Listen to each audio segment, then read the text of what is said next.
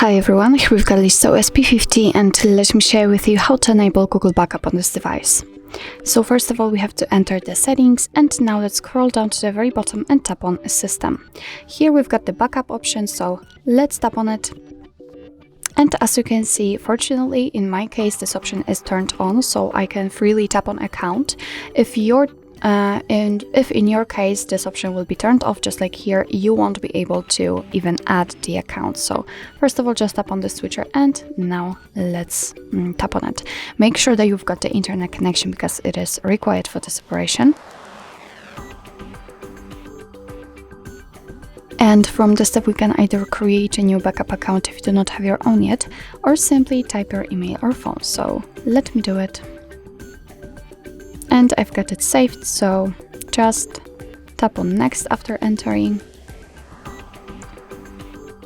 Right now I have to enter the password, so let me notice out of the screen. Okay, now let's tap on next. Here we've got Google Terms of Service and Privacy Policy, so of course you can read it, just tap on it, and here you will have all the info you need. So let's tap on I agree after reading.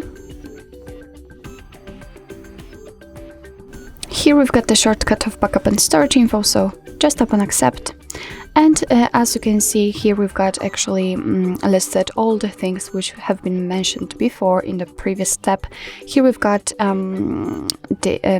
your device is saying you what the backup includes, so it will backup apps and apps data, call history, contacts, device settings, and text messages. So just tap on OK, and as you can see, we just successfully added our Google account to this device, our backup account to this device.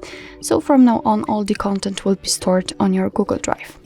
So actually this is it. This is how to enable Google Backup in your Listo SP50.